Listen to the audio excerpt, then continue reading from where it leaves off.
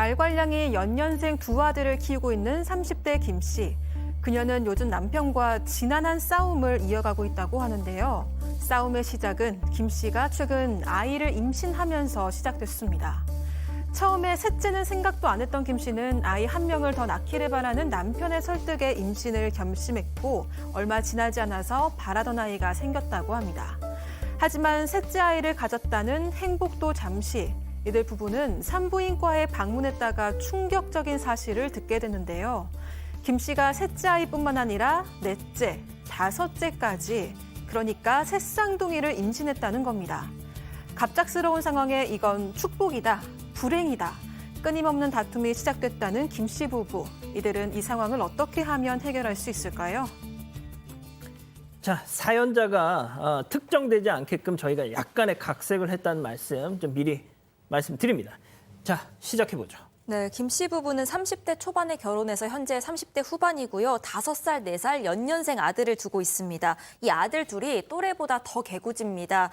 이 장난기도 많고 낯도 안 가리는데 원체 에너지가 넘치는 그런 아이들입니다. 이 와중에 김 씨 부부는 맞벌이를 하는데 그렇기 때문에 아이 둘을 케어하는 것조차도 힘든 상황입니다. 남편도 육아를 같이 하기는 하는데 그래도 주 양육자는 김 씨입니다. 남편은 주말에만 돕는 정도라고 하고요. 이런 상황이다 보니까 김 씨 입장에서는 셋째는 생각도 안 하고 살고 있었습니다.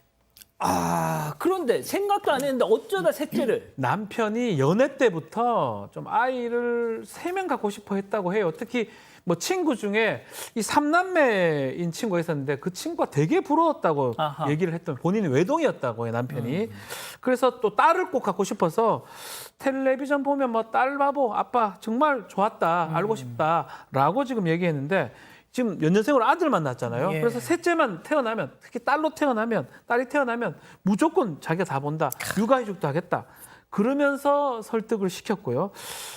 이 남편이 너무 원하는구나. 오케이. 그래서 고민 끝에 김 씨도 결심을 하게 된 겁니다. 자, 그런데 이제 뭐 아들이냐 딸을 하늘이 점지해 주는 건데 팀장님, 만약에 셋째도 낳는데 또 아들이면 어떡해? 그렇죠. 어찌됐든 간에 아이를 갖기로 해가지고 어느 날 월경치기가 늦어지니까는 임신 테스트 키트를 딱 보니까 거기에 2줄이 딱 나온 거예요. 그래서 너무 기뻐하니까 남편도 기뻐해가지고 파티까지 해줬다는 거예요. 그러니까 아마 그 아내분 약간 걱정인 것 같아요. 아들이나 못하나 했는데 아들이건 딸이건 나게 되면 또 잘 키우자 생각해서 막 기뻐했는데요.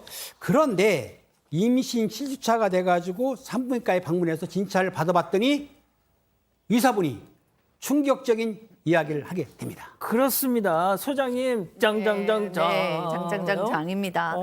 일단 임신 5주 차에 갔어요. 그때 의사 선생님이 혹시 아이 집에 둘 있다 그러셨죠? 그 아이들 쌍둥이였어요? 라고 물어봤어요. 쌍둥이 아닌데요? 했더니 지금 가지신 아이는 쌍둥이입니다. 라고 얘기를 했어요.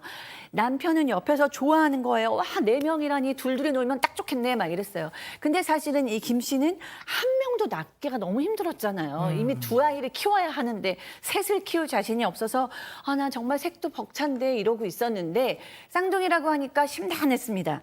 그런데 여기서 끝난 게 아니라 2주 후에 또 병원에 진단을 하러 갔는데 지금 보니까 아기 집이 하나가 더 보여요. 아이고야. 쌍둥이인데 셋쌍둥이입니다. 라고 얘기를 하면서 대학병원에 한번 가보셔야 되겠어요. 라고 얘기해서 김 씨는 이때부터는 이제 좀 충격을 이제 이기지 못하고 있는 상황입니다. 야, 그래도 낳아야 될 거 아니에요.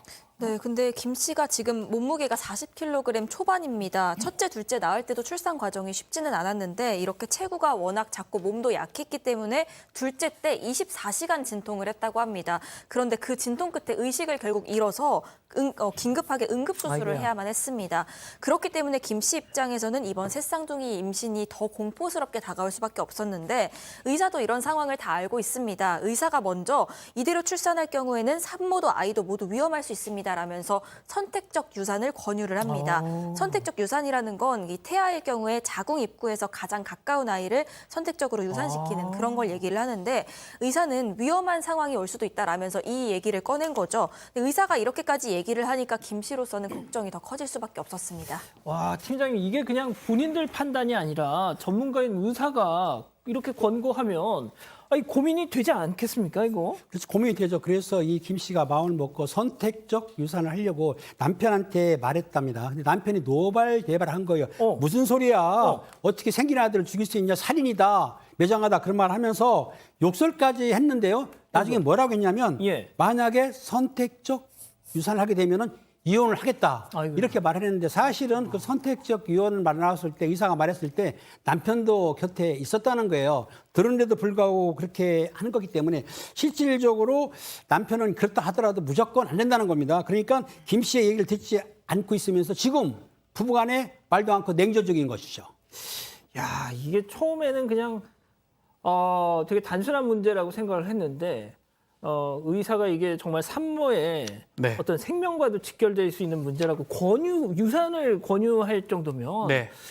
아니 이걸 그냥 단순히 남편이 당신 이거 안 하면 나 이혼 이렇게 할 건 아닌 것 같은데. 그렇죠. 생명이나 목숨이 지금 걸려 있는 상황이기 때문에 위태롭다고 의사가 얘기하고 있기 때문에 아내 입장에서는 이 남편의 그 3명의 아이를 낳기를 강요한 남편이 좀 정이 좀 떨어졌다라고 해요. 또 그거 더 나아가서 경제적 부분도 사실 있고 지금 남자아이들 2아이 키우는 것도 상당히 힘들기 때문에 현실적으로 이 2아이에서 3명을 더하면 5명의 아이를 키우는 것도 참 쉽지 않은 상황이라고 합니다.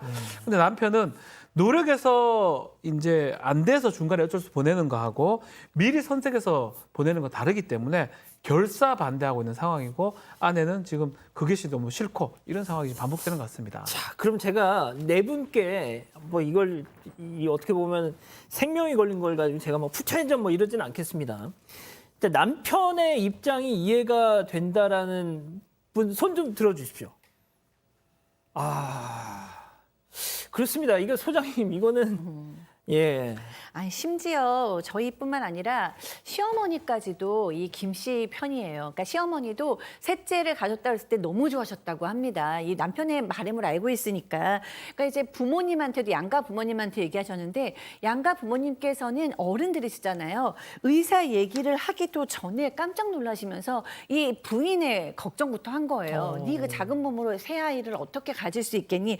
친정어머니는 말할 것도 없고 이 시어머니조차도 이 아이를 꼭 낳아야겠니? 이 정도로 물어보셨다는 거예요. 그러니까 굉장히 이게 위험하다라는 걸 인지하신 거죠. 예. 그래서 심지어는 이제 시어머니께서 남편한테 전화를 해서 이거는 우리 네 아내한테 너무 위험하다. 이건 무슨 일이 생기면 어떡하냐. 이건 의사 말을 무조건 네가 따라야 된다라고 얘기를 했어요.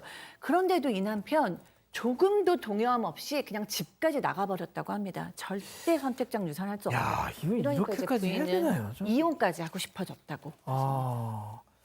자, 이제 남편의 입장을 다시 한번 제가 이제 리마인드 시켜드리면 노력했다가 안 돼서 중간에 어쩔 수 없이 아이를 보내는 것과 미리 선택을 해서 보내는 건 천양지차다. 이게 이제 지금 남편의 입장입니다.